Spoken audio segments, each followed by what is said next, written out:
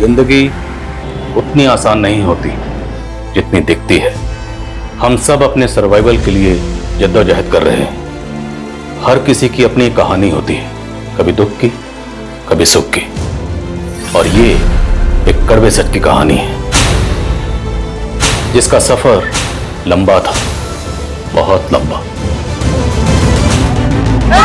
पकड़ो!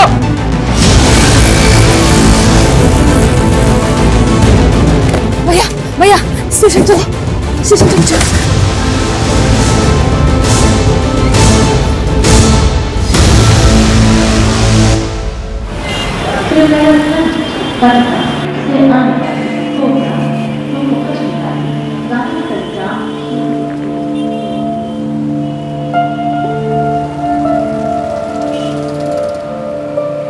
ये लड़की कब से खड़ी है तू? कहाँ से आई है तू? पटना से आए हम। इतनी दूर से अकेले आ गई तू? तो यहाँ क्यों खड़ी है? जाना कहाँ है? पूरी भी वहाँ हमारी बुआ रहती है, वो मैं लेने आएगी। बुआ अभी तक आई नहीं क्या तेरी? नहीं। नंबर है उनका? नहीं। इधर आ। पता मालूम है तुझे? अरे तो कैसी बुआ है तेरी? मालूम है कितनी रात हो गई है? ये जगह तेरे लिए सही नहीं है। मेरी खोली पास में ही है, चल आजा, खाना वाना खा लेना। लेकिन वो आ गई तो? वो जो सुबह से नहीं है, तुझे क्या लगता है इतनी रात को आएगी? तुझे चलना है तो चल, वरना तेरी मर्जी। रुकिए, मैं भी आ रही हूँ। आप हमें सुबह में बोरीवली ले जाओगे ना? अरे तेरी बुआ का नंबर और पता तो है नहीं तेरे पास। तेरे घर वालों ने भेज कैसे दिया तुझे अकेले? चल मैं देखती हूँ कि तेरे लिए क्या कर सकती हूँ। आजा। तू कब आया बे? क्यों, अपने खुद के घर में आ नहीं सकता मैं? हाँ? अरे लड़की कौन है?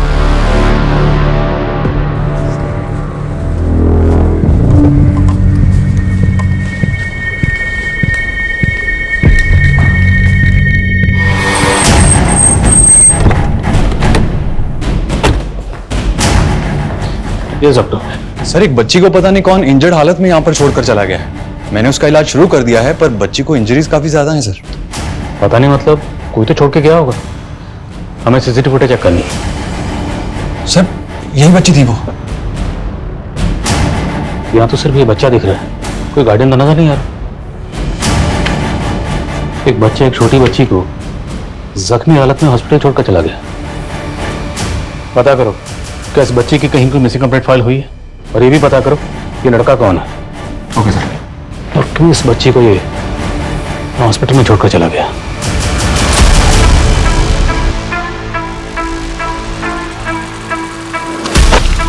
एक चोर चोर! बेटा मुझे माफ कर दे, मुझसे भूल हो गई। मुझे तुझे यहाँ पे लाना ही नहीं चाहिए था। तू चली जा यहाँ से। भैया, आपको बोरीवली पता है कहाँ है? नहीं बेटा।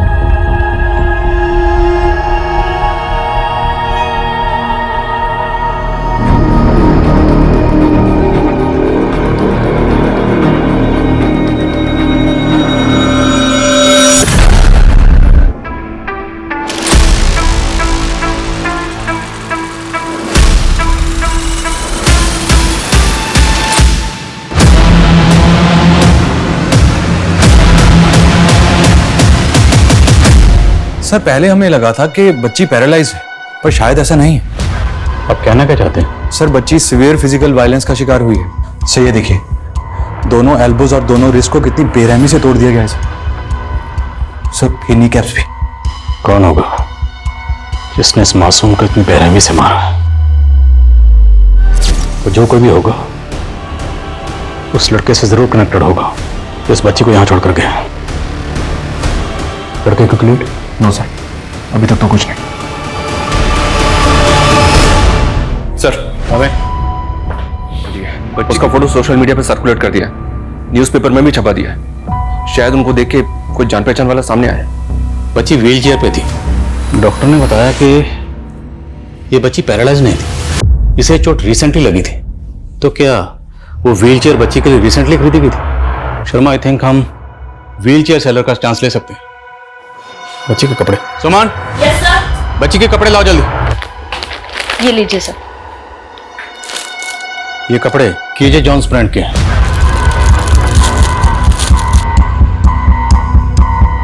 इसमें बारकोड और सीरियल नंबर। आई थिंक हम इससे पता लगा सकते हैं कि कपड़े कहां से खरीदेगा, राइट? Right sir. इस ब्रांड के कपड़ों के जितने भी ट्रेड सेलर्स हैं सबसे कांटेक्ट करो। Okay sir.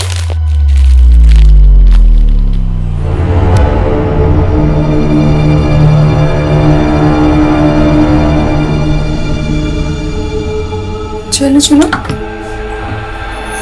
जाओ।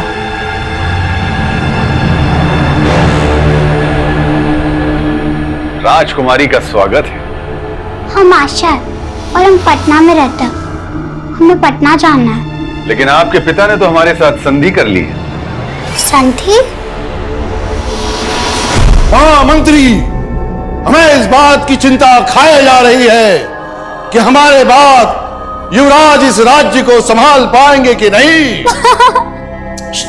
अच्छा बेटा तुम बाहर जाओ, मुझे रिहर्सल करनी है। पापा आप हमें इस नाटक में राजकुमारी बना देना प्लीज। बेटा तुम एक्टिंग नहीं कर पाओगे। अरे कर लेंगे पापा, बना दो प्लीज, बना दो प्लीज प्लीज प्लीज। अच्छा अच्छा अच्छा अच्छा ठीक है, मैं तुम्हें राजकुमारी बनाऊंगा, लेकिन एक राजकुमार भी होगा इस कहानी में। क्या तुम उसका डायलॉग बोल पाओगे? अरे क्यों नहीं, आपकी बेटी है, आप कर सकते तो हम क्यों नहीं। अरे वाह। आप हमारे पापा को जानते हैं? उन्होंने भेजा आपको? हाँ, हम ही तो आपके राजकुमार हैं। चलो रिहर्सल करते हैं। रिहर्सल? सर, परागवाड़ी पुलिस ने कांटेक्ट किया हमें। जिस लड़के को हम ढूंढ रहे थे, उस लड़के की उन्हें परागवाड़ी में लाश मिली। इस लड़के की कुछ और डिटेल्स पता चली? परागवाड़ी पुलिस का कहना है कि इसके बारे में उन्हें अभी तक कुछ पता नहीं चला है। वो इसके मर्डर की इन्वेस्टिगेशन कर रही है। सर, मैंने इस बच्ची की डिटेल्स परागवाड़ी पुलिस से शेयर कर दी है। तो उस बच्ची को हॉस्पिटल में एडमिट करना पड़ा और जो बच्चा उसको हॉस्पिटल में छोड़ के गया उसका मर्डर हो गया। आखिर चक्कर क्या है? हो सकता है सर दोनों भाई बहन हैं। दोनों बच्चों को अपनी जान का खतरा हो। लड़के ने लड़की को प्रोटेक्ट करने के लिए हॉस्पिटल में छोड़ दिया और उसके बाद उसका मर्डर हो गया।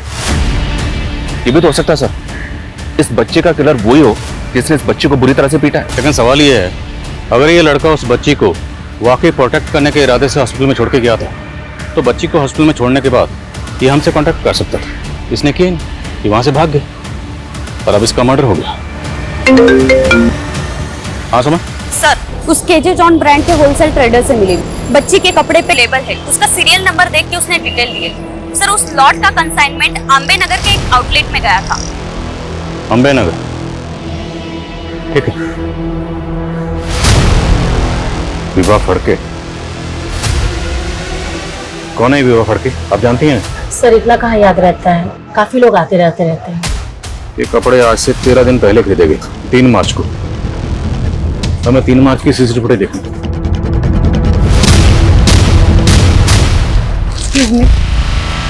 मुझे अपने बच्चों के लिए कपड़े चाहिए थे। मेरे बेटी की उम्र 14 साल है और बेटी की 10 साल है, तो आप उनके हिसाब से कपड़े दिखा दीजिए। तो दोनों बच्चे इस औरत के हो सकते हैं? ये फुटेज हमें दीजिए। Okay sir.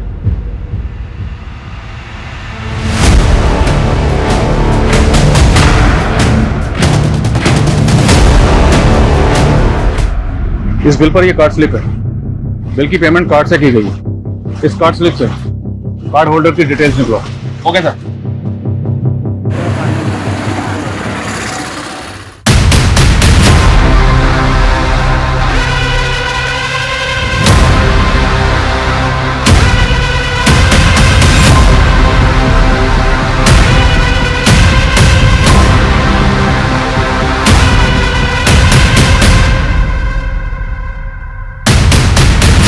अरे अब बस भी करो। रोज सवेरे प्रॉमिस करते हो कि नहीं पियेंगे, या सांझ होते बोतल खोल के बैठ जाते हो। आज तो मत रोको, उसका जन्मदिन है आज और वो यहाँ आए भी नहीं। अरे 19 साल हो गया उसको गए हुए।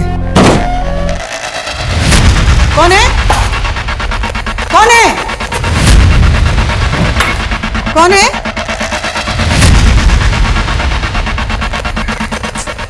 लगता है कुत्ता आया होगा। कुत्ता से बहुते बढ़ गया है।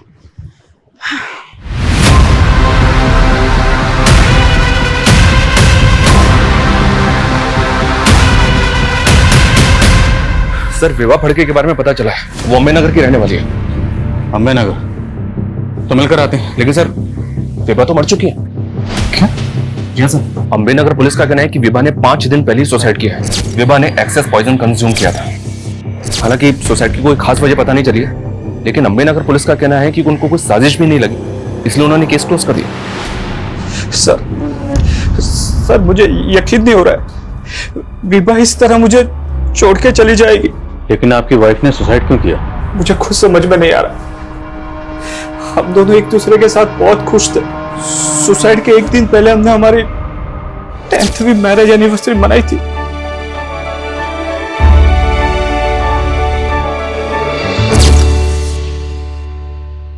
आपके बच्चे कहाँ? बच्चे? सर हमारे कोई बच्चे नहीं है। लेकिन कुछ दिन पहले आपकी बीवी विभा ने एक गारमेंट शॉप से 2 बच्चों के कपड़े खरीदे। मेरे बेटे की उम्र 14 साल है और बेटी की 10 साल है। सो आप उनके हिसाब से कपड़े दिखा दीजिए। ये हैं वो बच्चे, जानते हैं आप इन्हें? नहीं सर, मैं नहीं जानता। देखिए, बात को समझने की कोशिश कीजिए। इसमें जो लड़का है और आपकी बीवी ने इन दोनों के लिए कपड़े खरीदे, अब उसने खुदकुशी कर ली। क्या छुपा रहे हैं आप? मैं कुछ नहीं छुपा रहा हूँ, हमारा कोई बच्चा नहीं है। आई थिंक ये कुछ छुपा रहा है, झूठ बोल रहा है। लेकिन सर आस पड़ोस में इंक्वायरी की, इन दोनों के वाकई में बच्चे नहीं। अगर इनका कोई बच्चा नहीं है तो फिर इसकी बीवी विभा ने बच्चों के कपड़े क्यों खरीदे? जो बच्ची हॉस्पिटल में एडमिट है उसने वही कपड़े पहने हुए थे जो विभा ने खरीदे थे। आई थिंक इन दोनों बच्चों का विभा से कोई ना कोई कनेक्शन जरूर है। बच्ची की हालत आप कैसी है? वो अभी बात करने की हालत में नहीं है। तो एक काम करते हैं, अम्बे नगर पुलिस स्टेशन चलते हैं, उनसे बात करते हैं कि विभा सुसाइड केस को हैंडल कर रही है। हो गया सर।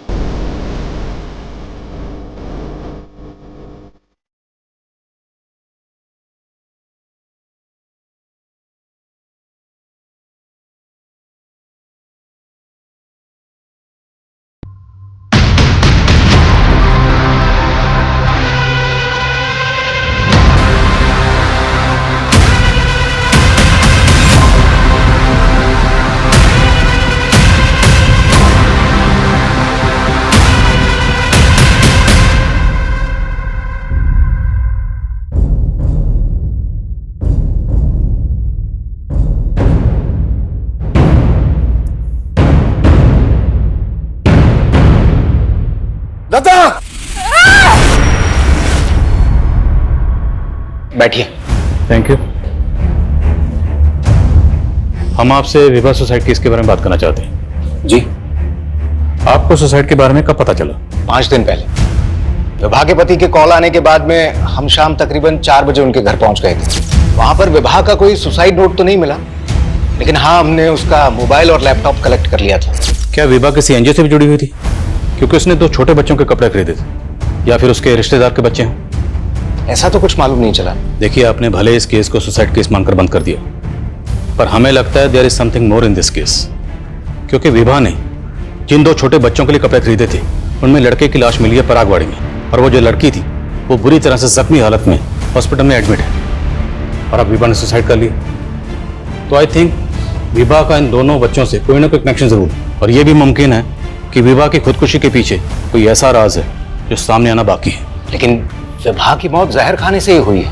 पर फिर भी हम इस केस को एक बार रीलुक करना चाहेंगे, इसलिए आप विभा केस फाइल और विभा से जुड़ी जितनी भी चीजें वो हमें हैंड ओवर कर दीजिए। ओके जी। साबले। जी सर। ये विभा केस से जुड़ी सारी डिटेल्स इनको दे दो, मोबाइल और लैपटॉप भी। Okay sir.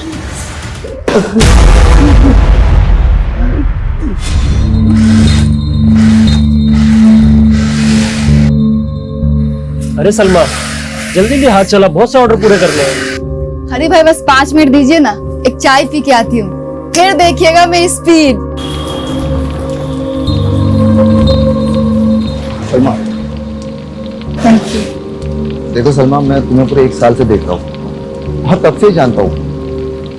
अच्छी लगती है मुझे, शादी करना चाहता हूँ। मुझे यकीन है हम दोनों की लाइफ बहुत प्यार से कटेगी। दिनेश, मैं ऐसा नहीं कर सकती। क्यों, हम दोनों के मजा अलग है इसलिए? नहीं, क्योंकि तुम ये रिश्ता नहीं निभा पाओगे। क्यों नहीं निभा पाऊंगा?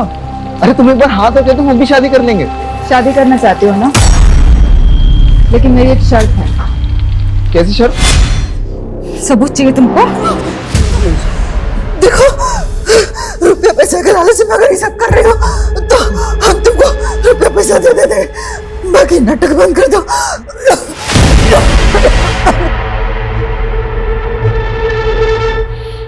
सर, हमें विभा के फोन का डेटा रिट्रीव हुआ तो उसमें ये वीडियो मिला है।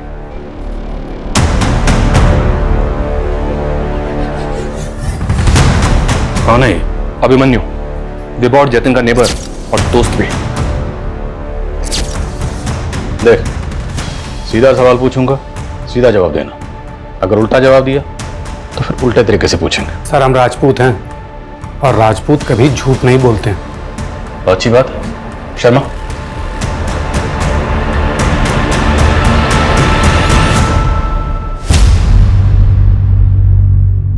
जानते हो इन बच्चों को? नहीं सर, कौन है ये लोग?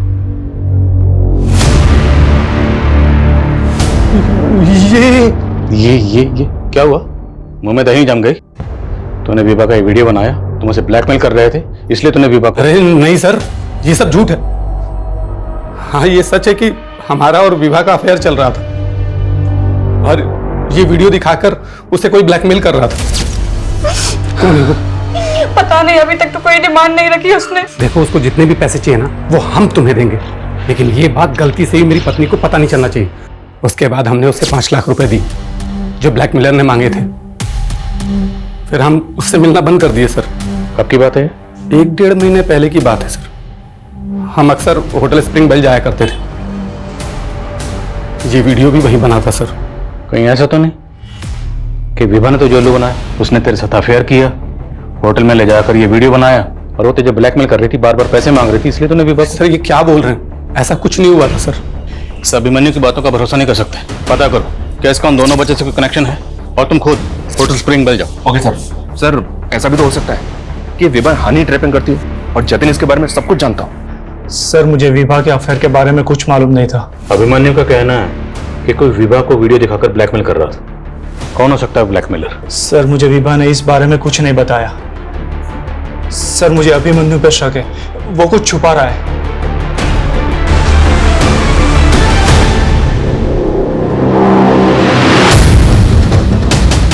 ये विभा और ये अभिमन्यु, इन दोनों के बारे में हमें जानकारी चाहिए। ये दोनों अक्सर इसी होटल में आते थे। सॉरी सर, यहाँ तो कितने लोग आते हैं, हम सबके बारे में नहीं जानते। इस होटल में इन दोनों का ये वीडियो बना है। चल गया इस होटल में कस्टमर्स के वीडियो बना के उनको ब्लैकमेल करते हैं आप लोग? नो सर, ऐसा कुछ नहीं है। वो तो पता चल जाएगा। इस होटल का एक कमरा अच्छी तरह से चेक करो। देखो यहाँ पे कहाँ का हिडन कैमरा लगा हुआ है।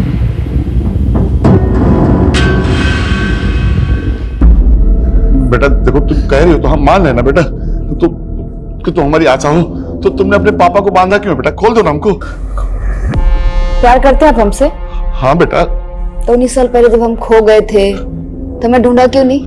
बहुत ढूंढा बेटा, पर तुम मिली ही नहीं। झूठ, एकदम झूठ।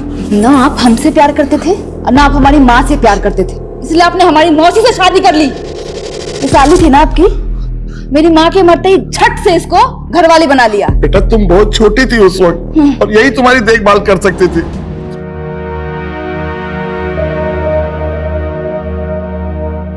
अरे कटरीना, तू इतने सालों बाद कैसी है तू? मेरे को इस धंधे में वापस आने का है। लेकिन तू तो सलमा बनकर टेलरिंग का काम कर रही थी ना? हाँ, सोचा था ये धंधा छोड़ दूंगी। एक कमीने से ना शादी भी बना लिया था, लेकिन उसने भी मुझे लात मार दिया और पूरे मोहल्ले में ना बदनाम करके रख दिया मुझे। साला कोई काम देने को तैयार नहीं है मेरे को। अब पेट पालने के लिए जिस्म तो बेचना पड़ेगा ना। अरे तू तो पेट से दिख रही है रे, ऐसे में धंधा कैसे करेगी? हाँ तो गिरा दूंगी ना। और वैसे भी ये उस कमीने दिनेश की औलाद है, मुझे नहीं चाहिए। और मेरा पेट नहीं भरेगा तो ये तो ऐसे ही मर जाएगा। सर, बच्ची ने बातचीत शुरू कर दी है पर अभी भी सदमे में है, थोड़ा आराम से। वो बच्ची तेरी वाइफ विभा को अपनी माँ बोल रही है और उस बच्चे चिंटू को अपना भाई। वो बच्ची तेरी बीवी को अपनी माँ क्यों बोल रही है? सर मुझे खुद समझ में नहीं आ रहा है, मेरा कोई बच्चा नहीं है सर। सर प्लीज मेरा यकीन कीजिए सर, प्लीज। पीएम रिपोर्ट के हिसाब से भी विभा कभी मां नहीं बनी थी, तो इसका मतलब सर ये तो कंफर्म है कि विभा का कोई बायोलॉजिकल बच्चा तो हो ही नहीं सकता। तो वो बच्ची विभा को अपनी मां क्यों बोल रही है? सर, उस लड़के चिंटू के बारे में मुक्ता पार्क पुलिस से एक इंफॉर्मेशन मिली है। 20 दिन पहले वो लड़का गेटवे ऑफ इंडिया से एक टूरिस्ट का पर्स छीन के भागते हुए पकड़ा गया। एक चोर! हाँ सर, यही लड़का था जिसे हमने पकड़ा था। पहनावे से तो अच्छे घर का लग रहा था, इंग्लिश भी अच्छी बोल रहा था और इसकी माँ का फोन नंबर भी से याद था। मैंने उसकी माँ को फोन करके बुलाया था। मम्मी, आप इसकी माँ है? जी सर। सर एक्चुअली मेरे बच्चे को थोड़ी मेंटली प्रॉब्लम है, उसको चोरी करने की बीमारी है। सर फिर उसकी माँ के कहने पे मैंने उसे छोड़ दिया। छोटा था सर, एक्शन लेते तो उसका भविष्य खराब हो जाता। शर्मा, कि यही थी उसकी? हाँ सर, यही उसकी माँ थी। सर और एक बात, लड़के को छोड़ने के बाद एरिया में इसी तरह की लूटपाट की और घटनाएं घटी थी जिसमें बच्चे शामिल थे। और वो बच्चे कौन थे? काफी सारे टूरिस्ट की यही कंप्लेंट थी कि उनका सामान किसी बच्चे ने चुराया था, लेकिन उन बच्चों के बारे में हमें कुछ नहीं पता।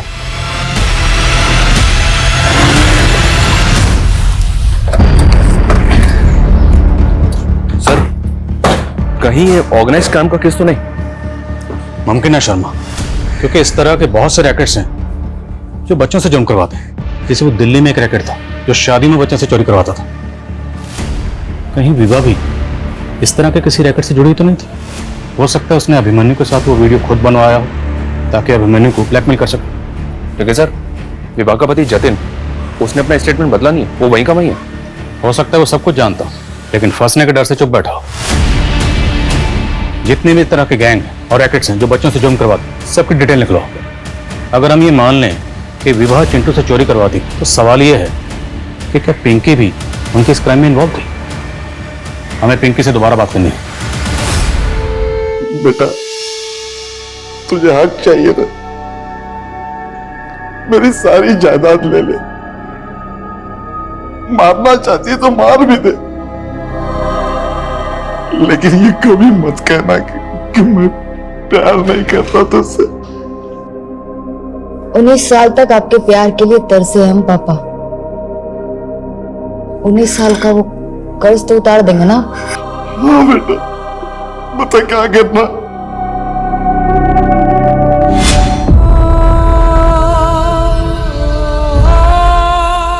अरे भागो रे भागो, पुलिस की रेड पड़ी, भागो रे भागो, पुलिस की रेड पड़ी, भागो भागो भागो। कसीना जल्दी दरवाजा खोल।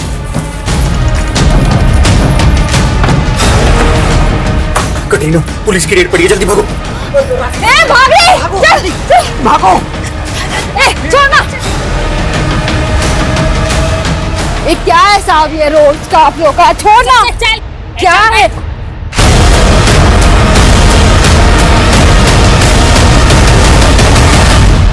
पिंकी बेटा सच बताओ, क्या यही आपकी मम्मी है? आई थिंक ये पिंकी पक्का कुछ छुपा रही है। हो सकता है ये भी चिंटू की तरह चोरी वगैरह करती हो। बोलो। सर, होटल स्प्रिंग बेल की इंक्वायरी करते हुए एक इंफॉर्मेशन हाथ लगी। सर, वहाँ की रिसेप्शनिस्ट का एक क्रिमिनल रिकॉर्ड है। 2 साल पहले लोकल ट्रेन में वो चेन स्नैचिंग करते हुए पकड़ी गई थी। सर मजबूरी में करना पड़ा था, लेकिन उसके बाद मैंने ऐसा कुछ नहीं किया। अब मैं अपनी नौकरी पूरी मेहनत और ईमानदारी से करती हूँ। तुम्हारी मेहनत और ईमानदारी तो हम तुम्हारे कॉल रिकॉर्ड में देख चुके हैं, जिसमें कई फेक आईडी से लिए गए नंबर है और उनमें से एक नंबर विभा के कॉल रिकॉर्ड में मिला। अब इन फेक आईडी से लिए गए नंबर की कहानी क्या है, ये तुम खुद बता दो, वरना वो पता करेंगे। सर ये सब मुझे साहब ने करने को कहा था। वो कहते थे ऐसा कोई भी कपल है जो पति पत्नी ना हो, उनका वीडियो बनाने का। कौन सा? कौन साहब? साबले साहब, वही मुझे यहाँ पर नौकरी दिलवाए थे सर। कौन साहब ने? काका साहब साबले, कांस्टेबल है सर। कांस्टेबल काका साहब सामले। साबले जी साहब। ये विवाह केस से जुड़ी सारी डिटेल्स इनको दे दो, मोबाइल और लैपटॉप दो। Okay sir. जो अंबे नगर पुलिस स्टेशन में पोस्टेड है? जी सर।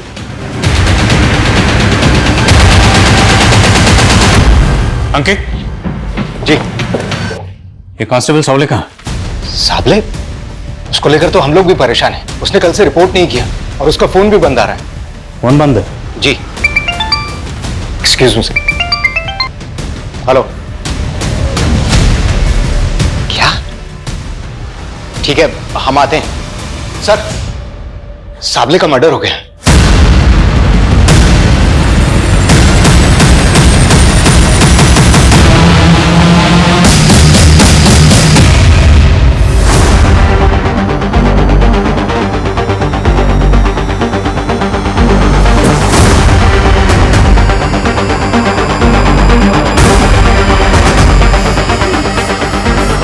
पानी लाओ। आ गए कुत्ते सालों, मैं तुम सबका इंतजार कर रही थी। नामर्द साले।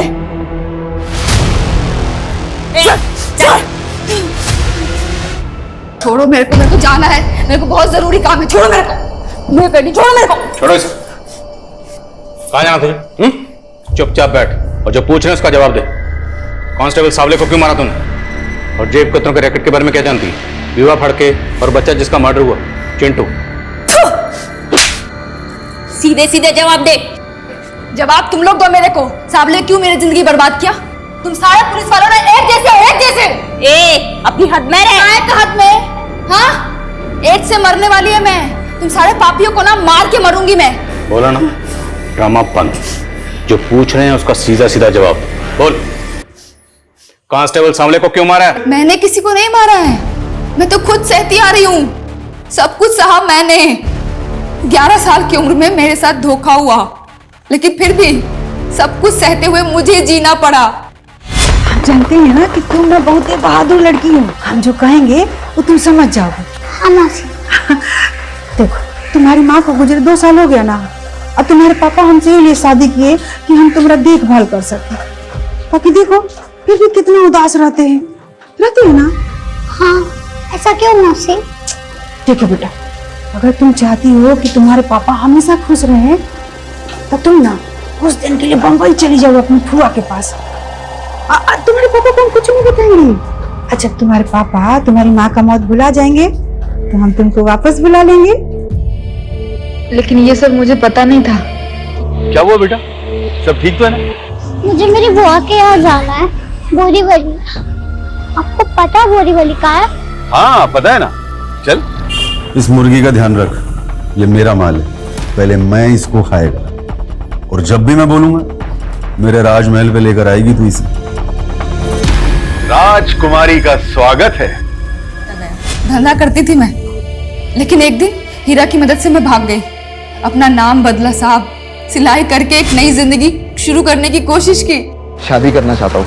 जब मैं दिनेश के घर से निकली तो मेरे पेट में बच्चा था। मैंने सोचा कि बच्चे को गिरा के फिर से धंधा करने लगूंगी। मैंने अपना नसीब स्वीकार कर लिया था साहब, लेकिन मैं अपने बच्चे को मार ही नहीं पाई। मैंने पिंकी को जन्म दिया। वो बच्ची पिंकी तुम्हारी बेटी है? हाँ साहब, लेकिन पता नहीं क्यों वो बदनसीब इस मनहूस दुनिया में ठोकरें खाने के लिए आ गई। लेकिन साहब, उसको कोई तकलीफ ना होना। 10 साल तक मैं अपना जिस्म बेची उसको पाल रही थी साहब, लेकिन नहीं, 10 साल बाद वो साबले फिर से टकराया मुझसे। उस दिन साबले ने मुझे धंधे वालियों के साथ रेड में पकड़ा था। उसने मुझे रेड से तो बचा लिया साहब, लेकिन उसने मेरी जिंदगी पहले से भी ज्यादा नर्क बना दी। अरे वाह, बड़ी प्यारी बिटिया है तेरी। हाँ? बिल्कुल तेरी तरह। चल चॉकलेट, चल जा बाहर जा। मैं तुझे आज तक नहीं भूला, तू आज भी मेरी राजकुमारी की तरह है। देखो साबले साहब, मुझसे ना दूर ही रहना। साबले नहीं बोला था ना आपको बेबा आंटी को माँ बोलने के लिए?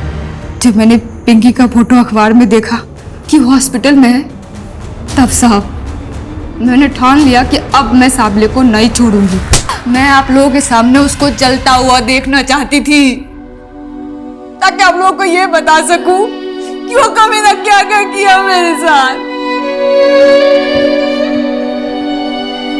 चल बैठ।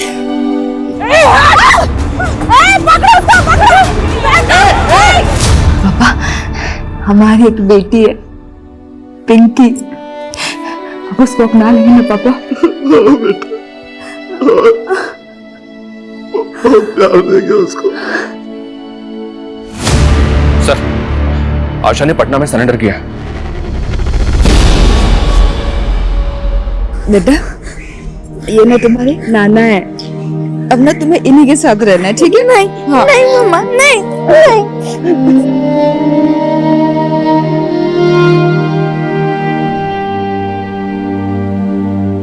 सर ये साबले तो बच्चों से चोरी करवाने वाले रैकेट से भी जुड़ा था, और इस रैकेट को असलम नाम का एक आदमी चलाता है।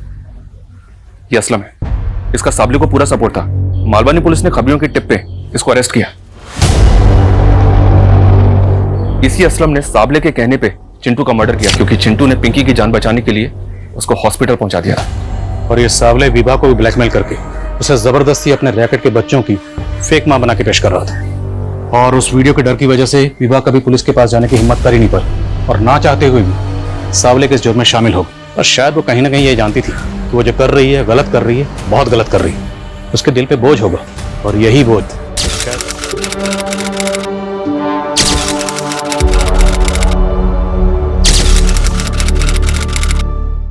क्राइम पेट्रोल के ऐसे ही मजेदार एपिसोड्स देखने के लिए हमारे चैनल को सब्सक्राइब करें